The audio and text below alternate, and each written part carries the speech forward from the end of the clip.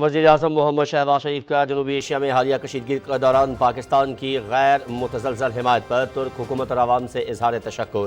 صدر رجب Tayyip Erdogan سے ملاقات میں اقتصادی تعاون کو مزید فروغ دینے کی ضرورت پر زور۔ دونوں رہنماؤں کا قابل تجدید توانائی، اطلاعاتی ٹیکنالوجی، دفاعی پیداوار اور زراعت جیسے شعبوں میں تعاون پر تبادلہ خیال۔ صدارتی محل آمد پر صدر رجب طیب ایردوان نے وزیر اعظم کا استقبال کیا۔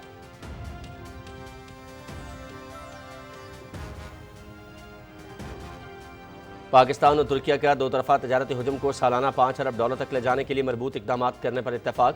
استنبول میں وفود کی سطح پر مذاکرات میں دو طرفہ تعلقات کے تمام پہلوؤں کا تفصیلی اور جامع جائزہ۔ اسٹریٹجک شراکت داری نئی بلندی تک لے جانے کے عزم کا اعادہ۔ اسلام آباد میں ہونے والے اعلیٰ سطح تصویراتی تعاون کونسل کے فیصلوں پر عمل درآمد کا بھی جائزہ۔ مذاکرات میں نائب وزیر اعظم اسحاق ڈار، فیلڈ مارشل سید عاصم منیر، وزیر اطلاعات عطا اللہ تارڑ اور معاون خصوصی سید طارق فاطمی شامل۔ صدر رجب طیب ایردوان نے وزیر اعظم اور وفد کے اعزاز میں عشایہ بھی دیا۔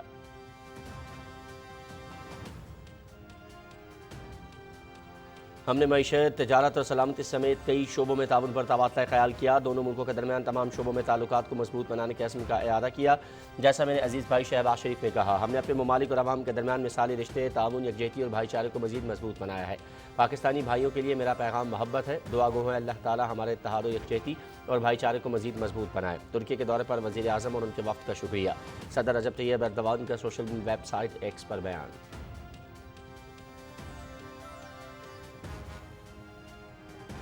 عالمی میڈیا میں وزیر اعظم شہباز شریف کے دورہ ترکی کی خصوصی کوریج۔ وزیر اعظم اور ترک صدر کی ملاقات میں اہم عالمی نشریاتی اداروں کی ہیڈ لائنز۔ پاکستان اور ترکی کے درمیان مختلف شعبوں میں تعاون کو وسعت دینے کے لیے وزیر اعظم کا دورہ اہمیت کا حامل۔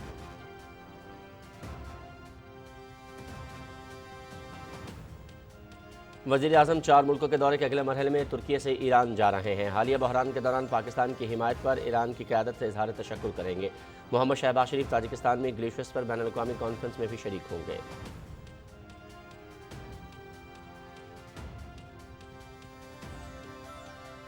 حکومت طویل مدت اصلاحات کے لیے پرعزم۔ دنیا پاکستان کے مائیکرو اکنامک استحکام کے معترف۔ ٹیکس اور پینشن اصلاحات متعارف۔ تنخواہ طبقے پر بوجھ کو کم کر رہے ہیں۔ حکومت کی مالیاتی لاگت میں کمی ہو رہی ہے۔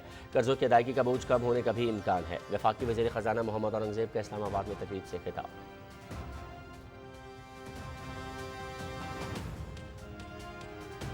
بھارتی میڈیا کا جھوٹ ایک بار پھر بے نقاب۔ پونچھ کے مدرسہ معلم محمد اقبال، جنہیں ہلاکت کے بعد انڈین میڈیا نے پاکستانی دہشت گرد قرار دیا۔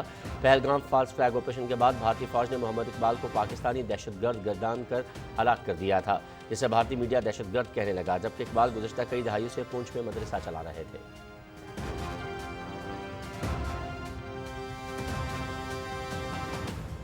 مسلمانوں کے گھروں کی مسماری کے خلاف بھارتی ہندو بھی بول اٹھے۔ مسلمانوں نے ہمیشہ ہمارا ساتھ دیا، مشکل وقت میں ہماری مدد کی۔ الزامات سراسر جھوٹ ہیں، ان کو کہنے والے خود دہشت گرد ہیں۔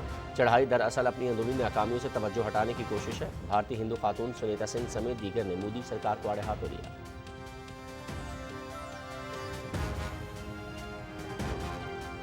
مودی کا بھارت نفرت، تعصب اور ظلم کا گھر۔ بھارتی تجزیہ کار اور مصنفوں کو بھی مودی سرکار کی پالیسیوں پر تنقید۔ مودی کی پالیسیوں پر سخت تحفظات کا اظہار۔ بھارت مودی سرکار کے شدت پسند ہندوتوا نظریے کا گڑھ بن چکا۔ بھارت میں مسلمانوں اور دیگر اقلیتوں کے خلاف بڑھتی ہوئی نفرت مودی کی سرپرستی میں ایک عام روایت بن چکی ہے۔ آوے شکلا۔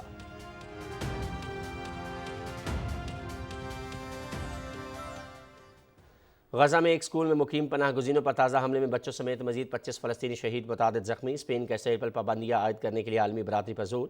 یورپی ملک مالٹا کا فلسطینی ریاست کو تسلیم کرنے کا اعلان۔ غزہ میں پہنچنے والی عالمی امداد فلسطینیوں کے لیے ناکافی۔ سینکڑوں امدادی ٹرک غزہ میں داخلے کے لیے اسرائیلی اجازت کے منتظر ہیں۔ اقوام متحدہ